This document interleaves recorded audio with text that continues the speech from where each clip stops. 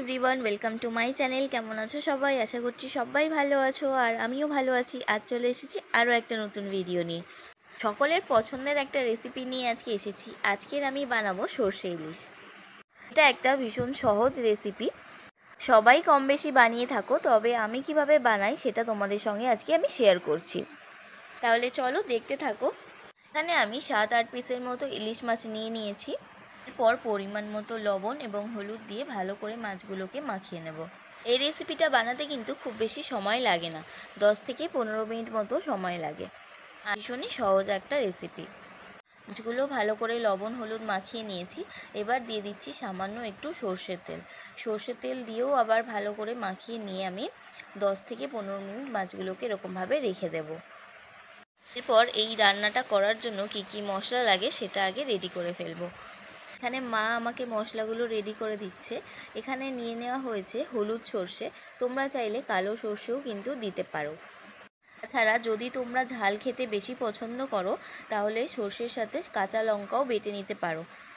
আমরা খুব বেশি ঝাল খাই না, সেই কারণে কাঁচা লঙ্কাটা স্কিপ করলাম। তো যাই হোক, তোমরা চাইলে দিয়ে নিতে পারো। আর এখানে সর্ষেটা বাটা হয়ে গেছে। সর্ষে ছাড়া এই রান্নাতে আমি আরও দুটো জিনিস ইউজ করছি, সেটা হচ্ছে পোস্ত আর কাজু বাদাম।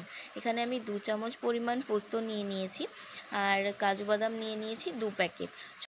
ভিডিওটা দেখতে থাকো এবং ভিডিওটা দেখে তোমরা বাড়িতে এই রেসিপিটা একবার ট্রাই করে দেখো। অসাধারণ হয় খেতে, এর আগেও আমি বানিয়েছি।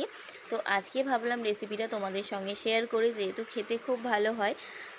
তোমরা অবশ্যই একবার হলেও বাড়িতে বানিয়ে দেখো আর কমেন্ট করে জানিও আমাকে কেমন লাগলো। আর যারা যারা আমার চ্যানেলে নতুন বন্ধু, তাদের কাছে অনুরোধ রইল চ্যানেলটা সাবস্ক্রাইব করে পাশে থাকার জন্য। মশলাটা এদিকে রেডি হয়ে গেছে, আর মাছটা যে লবণ হলুদ মাখিয়ে আমি রেখে দিয়েছিলাম সেটাও 15 মিনিট হয়ে গেছে।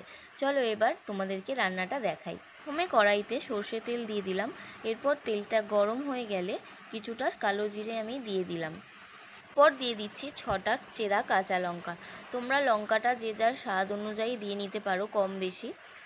তারপর সামান্য একটু হলুদ দিয়ে দিলাম, আর দিয়ে দিচ্ছি 1/2 চামচ পরিমাণ লঙ্কার গুঁড়ো। এইভাবে হলুদ আর লঙ্কার গুঁড়ো যদি দেওয়া হয় তাহলে কিন্তু তরকারির রঙটা খুব সুন্দর আসে। লো ফ্লেমে করে দিয়ে আমি মশলাগুলো ভালো করে ভেজে নিচ্ছি। মশলাগুলো ভালো করে ভাজা হয়ে যাওয়ার পর আমি পোস্ত, কাজু বাদাম আর সর্ষে বাটাটা জলের সাথে ভালো করে মিশিয়ে নিয়ে দিয়ে দিলাম। ঝোলটা ফুটে উঠেছে, আমি এবার একটা একটা করে ইলিশ মাছগুলো দিয়ে দিচ্ছি।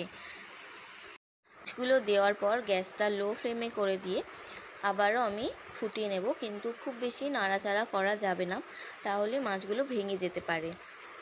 মাছগুলোকে আমি একবার উল্টে দিয়েছিলাম, আর টেস্টটাকে ব্যালেন্স করার জন্য সামান্য পরিমাণ চিনি দিয়ে দিলাম। গ্যাসটাকে কিন্তু লো ফ্লেমে রেখেই আমি 10 মিনিট মতো ফুটিয়ে নিয়েছি। সর্ষে ইলিশ কিন্তু একেবারে রেডি, আর কালারটাও কিন্তু খুব সুন্দর এসেছে।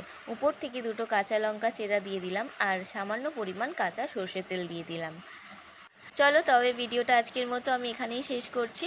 কেমন লাগলো ভিডিওটা কমেন্ট করে জানাতে ভুলো না। ভালো লাগলে একটা লাইক করে দিও, বন্ধুদের সঙ্গে শেয়ার করো। চলো তবে আজকের মতো টাটা।